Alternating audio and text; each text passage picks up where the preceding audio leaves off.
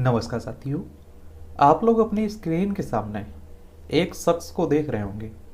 इसका नाम है यासीन मलिक। अभी हाल ही में आपने देखा होगा कि जो एनआईए कोर्ट है, इसने इसे उम्र कैद की सज़ा सुनाई है और साथ में ही आप देखेंगे 10 लाख रुपए का जुर्माना भी लगाया है। तो क्या मसला है, और ये याद रखिए कि यासीन मलिक है कौन। आज हम लोग इसके बारे में कुछ सामान्य जानकारी देखेंगे और इससे जुड़े हुए तमाम विवाद हैं उस पर भी हम लोग बात करेंगे। कुछ पिक्चर्स और आप लोग देख लीजिए। ये आप देखिए, यासीन मलिक है और हाफिज सईद आप सभी जानते होंगे। ये भी आप देखेंगे इसी की फोटो है, और ये भी आप देखेंगे इसी की फोटो है। ये भी, और ये इसकी पत्नी है। और आपको बता दूं कि इसकी पत्नी पाकिस्तानी है। कहाँ की है? पाकिस्तानी है। और आप देखेंगे हमारे देश के पूर्व प्रधानमंत्री मनमोहन सिंह हैं। उस समय आप देखिए कि इनसे भी मिला था, और इसीलिए आप देखते हैं कि कांग्रेस पर काफी लोग पलटवार भी करते रहते हैं इसी फोटो की वजह से। तो आज हम लोग इनके बारे में बात करते हैं कि आखिर इनकी जन्म कुंडली क्या रहती है और क्या रही है।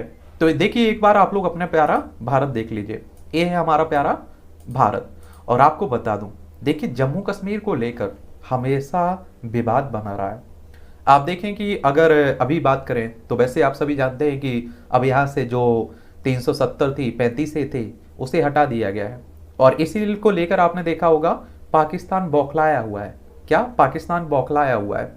और आप देखेंगे कि यहाँ के जो कट्टर सोच वाले इस तरह के संगठन हैं जो आज़ाद कश्मीर की बात करते थे, वो भी बौखलाए हुए हैं। और इसी में एक नाम यासीन मलिक भी है। तो ये आप देखेंगे अब जम्मू कश्मीर को दो भागों में बांट दिया गया, लद्दाख और जम्मू कश्मीर। और आप देखेंगे लद्दाख की सीमा आप देखें तो इसकी सीमा चाइना से भी लगती है, अफगानिस्तान से भी लगती है, पाकिस्तान से लगती है। और जम्मू कश्मीर की सीमा केवल पाकिस्तान से लगती है। अगर आप लोग विशेष जो अधिकार मिला हुआ था, एक तरह से आप कहिए जम्मू कश्मीर को, 370 अलग संविधान की बात होती थी, उसके अगर खत्म होने के पहले आप लोग अगर देखें तो इस तरह से आप देखिए कि जो कश्मीर का पूरा हिस्सा हुआ करता था लद्दाख को मिलाकर, इसमें आप देखेंगे पीओके वाला इस क्षेत्र पर पाकिस्तान कब्जा किए हुए है। कौन? पाकिस्तान कब्जा किए हुए है। लेकिन पाकिस्तान कब्जा भली किए हुए हो, लेकिन भारत का हिस्सा है। किसका हिस्सा है? भारत का ही हिस्सा है। और भारत आप देखते हैं कि इसको लेकर हमेशा कहता रहता है कि हम लोग पीओके को लेकर रहेंगे। और यहाँ आप देखें तो इस क्षेत्र पर ये भी हमारा हिस्सा है, लेकिन अक्साई चीज जैसे आप लोग कहते हैं, इस पर चाइना कब्जा किए हुए है। और ये आप देखेंगे यहाँ भी चाइना का कब्जा है, पाकिस्तान ने चाइना को दे दिया था। तो इसी को लेकर लाइन ऑफ कंट्रोल है, और India China line of actual control है। ये भी आप लोग याद रखिएगा। तो अगर हम लोग यासीन मलिक की बात करें तो आप देखेंगे कि इसका जन्म 3 अप्रैल 1966 को मैसूमा श्रीनगर में हुआ था। वह एक मुस्लिम परिवार से ताल्लुक रखता है। और उनके पिता गुलाम कादिर मलिक एक सरकारी बस चालक थे। 2005 में दिल का दौरा पड़ने से उनकी डेथ हो गई थी इनके पिता की। और यासीन ने श्रीनगर के श्री प्रताप कॉलेज से स्नातक किया हुआ है। यासीन मलिक ने 22 फरवरी 2009 को एक पाकिस्तानी चित्रकार मुसाल हुसैन मलिक से शादी कर ली। और 2012 में एक बेटी रजिया सुल्ताना के माता पिता ये बनते हैं। तो ये तो हो गई इनके पारिवारिक बैकग्राउंड की बात। और ये आप लोग जानते हैं कि देखिए आज़ादी के शुरू से ही आपने देखा हुआ है कश्मीर को लेकर हमेशा विवाद रहा है। तो समय अगर मिलता है तो हम लोग कश्मीर विवाद पर एक पूरी क्लास लेंगे, और जब से ये कश्मीर का मुद्दा छिड़ा हुआ है उस पर हम लोग कब क्या हुआ विस्तार से बात करेंगे। अभी फिलहाल आप लोग यासीन मलिक के बारे में जान लीजिए। अगर इसके शुरुआती जीवन की बात करें तो हथियार उठाने से पहले ही मोहम्मद यासीन का कुख्यात इतिहास रहा है। और इसने राजनीतिक सह आतंकवादी करियर की शुरुआत 80 के दशक से शुरुआत की थी। और आप देखें कि वह ताला पार्टी के सदस्य था, और जो युवाओं का एक स्थानीय विद्रोही समूह था जो घाटी में अशांति पैदा करने में शामिल होता था। समूह ने एक बार 1983 में शेर ए कश्मीर स्टेडियम में आयोजित होने वाले भारत बनाम वेस्टइंडीज मैच को भी बाधित किया था इसने। और 1986 में ताला पार्टी का नाम बदलकर इस्लामिक स्टूडेंट लीग ISL कर दिया गया, जिसने कश्मीर में एक महत्वपूर्ण युवा आंदोलन का गठन किया। यासीन ISL के महासचिव थे। क्या था? महासचिव था। और फिर आप देखेंगे अगर इसके करियर की बात करें तो मलिक के अनुसार कम उम्र में ही उसने कश्मीर की सड़कों पर मुसलमानों पर सुरक्षा बलों द्वारा की गई हिंसा को देखा था, जो एक कारण था, और हथियारों की आवाजाही का सहारा लिया। ये कौन कहता है? ये खुद कहता है। और वह उन पहले लोगों में शामिल था जिन्होंने 1988 में आतंकवाद के प्रशिक्षण के लिए पाकिस्तान जाने के लिए भारतीय सीमा पार की थी। और उसके बाद उसने कश्मीर घाटी में सशक्त विद्रोह किया और अपने समूह के साथ भारतीय सुरक्षा बलों और निर्दोष लोगों पर कई हमले किए इसने, और भारतीय सुरक्षा बलों के साथ छापामार युद्ध शुरू किया। और अगस्त 1990 में इसे पकड़ लिया गया। 1994 तक ये जेल में रहता है। और उसके बाद मलिक ने अपने संगठन JKLF के साथ युद्ध विराम की घोषणा की और कश्मीर मुद्दे को सुलझाने के लिए शांतिपूर्ण तरीकों से स्थानांतरित हो गया। एक बात और बता देता हूं आपको, देखिए, आपकी अगर ये चाहत है कि कश्मीर को आज़ाद करना है तो ये आप अपने तक रखिएगा ना। अब आप देखिए कि पाकिस्तान की तरफ आप झुकाई देते हैं, पाकिस्तान में आप लोग हथियार लेने जाते हैं, उनसे संबंध रखते हैं, तो आप देखिए इसका सीधा सा मतलब है कि आप पाकिस्तान की सह में पल रहे हैं।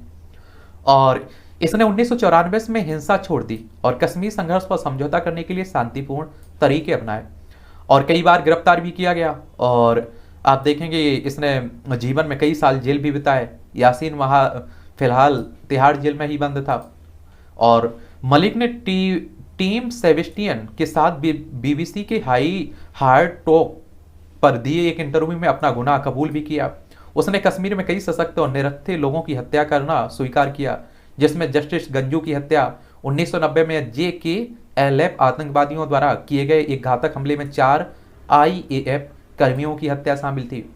विवेक अग्निहोत्री की जो आप फिल्म देख रहे हैं ना, द कश्मीर फाइल है, इसमें चिन्मय मंडेलकर ने फारूक मलिक बिट्टा की भूमिका निभाई है, जो यासीन मलिक की याद दिलाता है। और ये मूवी को भी काफी विवाद में रही है, आपने देखा है। यासीन मलिक के खिलाफ अगर केस देखें तो कश्मीरी पंडित न्यायाधीश न्यायमूर्ति नीलकंठ गंजू की हत्या का 1989 का मामला इस पर दर्ज है। जम्मू कश्मीर के पूर्व गृह मंत्री मुफ्ती मोहम्मद सईद की बेटी रुबिया सरन सईद का अपहरण 1989 की। रावलपोरा में 4 IAF अधिकारियों की हत्या 1990 की बात है। टेरर फंडिंग केस में 2017 की बात है। और अभी ये जो सजा सुनाई गई है ना, टेरर फंडिंग केस में ही सुनाई गई। इससे जुड़े हुए कुछ विवाद हैं, इन्हें भी देख लीजिए। 26/11 मुंबई हमलों के मास्टरमाइंड हाफिज सईद के साथ यासीन मलिक की एक तस्वीर वायरल हुई थी, और तस्वीर में उसे आतंकी के बगल में बैठे देखा जा सकता है। यासीन की गिरफ्तारी की मांग को लेकर भारत में कई बार विरोध प्रदर्शन भी हुआ था। आप लोगों ने इस फोटो को देखा भी होगा, देख लीजिए, इसकी बात हो रही इस पिक्चर को लेकर। फिर आप देखेंगे यासीन ने एक बार श्रीनगर में एक पुलिसकर्मी को थप्पड़ मारा था, जिसके बाद उसे पुलिस हिरासत में ले लिया गया था। और यह घटना तब हुई थी जब मलिक और उनके अनुयायी कश्मीर पंडितों के लिए भाजपा PDP के रूप का विरोध कर रहे थे। और दिसंबर 2016 में अलगाववादी नेता यासीन को जम्मू कश्मीर पुलिस ने पुलवामा में गिरफ्तार किया था, जब पश्चिम पाकिस्तान के शरणार्थी के अधिवास मुद्दे का विरोध करने की एक कोशिश की थी इसने। मई 2017 में आप देखेंगे इंडिया टुडे की रिपोर्टर कमलजीत संधू पर यासीन ने हमला किया था। संधू जो एक विशेष जांच रिपोर्ट हुर्रियत ट्रूथ टिप्स पर यासीन मलिक की प्रतिक्रिया लेने गई थी, तो जब मलिक ने उसका फोन छीना लिया, उसके टुकड़े टुकड़े कर दिए थे। जून 2016 में आप देखेंगे यासीन मलिक को कश्मीरी पंडितों के लिए कश्मीर में अलग कॉलोनियां बनाने की भाजपा PDP सरकार के फैसले के खिलाफ अपने समर्थकों के साथ विरोध करते हुए श्रीनगर में एक पुलिसकर्मी को थप्पड़ मारने का आरोप में गिरफ्तार किया गया था। और इस तरह के लोग रहते हैं तो आप देखिए उनके सपोर्टर भी पता नहीं कहां से आ जाते हैं। और 2017 की टेरर फंडिंग में बात करें तो टेरर फंडिंग मामले में NIA ने यासीन मलिक सहित कई अलगाववादी नेताओं के खिलाफ चार्जशीट दाखिल की थी, और एजेंसी ने यासीन पर चार्ज लगाया कि उसने पाकिस्तान से कश्मीर में आतंकी गतिविधियों को चलाने के लिए फंडिंग ली है, और एक क्लियर दिखता भी है। मार्च 2022 में एक कोर्ट ने सभी सबूतों को जांचा और यासीन पर UAPA लगाने के आदेश दिए थे। और जिसके बाद आप देखेंगे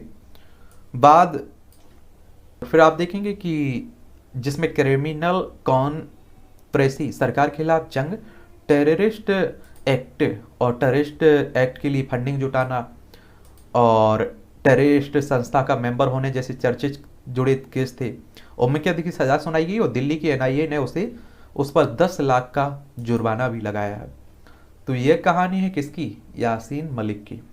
और मुझे लगता है कि देखिए इस तरह के संगठन अगर देश में एकता अखंडता को नुकसान पहुंचाते हैं तो बैन लग जाना चाहिए और इन पर कार्रवाई होनी चाहिए, फिर चाहे वो किसी भी धर्म से जुड़ा हुआ हो या फिर आप देखिए किसी भी पंथ से जुड़ा हुआ, ये मतलब नहीं रहना चाहिए।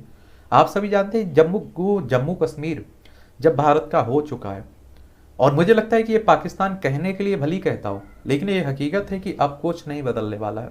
अभी भी आप देखते हैं कि हमारे देश में जब विधानसभा होती थी ना, जम्मू कश्मीर में, यहाँ पूरे जम्मू कश्मीर में विधानसभा होती थी ना, ये अलग होने की पहले, तो हम लोग कुछ सीटें भी छोड़ते थे पीओके के लिए कि जब हम आज़ाद कर लेंगे, इसे अपने अंदर में ले लेंगे, तो यहाँ भी चुनाव कराएंगे हम लोग। अब कब ये हासिल करवाते हैं, क्या होता है, ये तो आने वाला वक्त ही बताएगा, लेकिन इतने आसानी से छोड़ भी नहीं सकते हम लोग।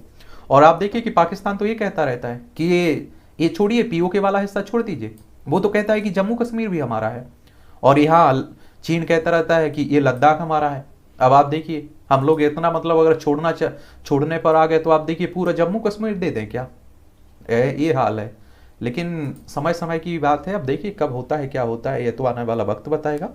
लेकिन मुझे नहीं लगता है कि इतना आसानी से पाकिस्तान ये राग छोड़ने वाला है, और भारत कभी नहीं इस मामले को। आप देख रहे हैं कि दुनिया में अगर कोई कश्मीर का मुद्दा उठाता है तो भारत साफ कह देता है कि हमारा पर्सनल मैटर है, हमें कैसे इसका समाधान निकालना है हम जानते हैं, इसमें किसी को बोलने की जरूरत भी नहीं है।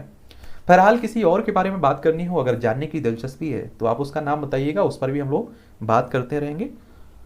आप लोग देखते रहिए इस तरह के लोगों के बारे में, जानते रहिए कि इनका क्या काम रहा है, किस कारण से इतने चर्चा में बन जाते हैं।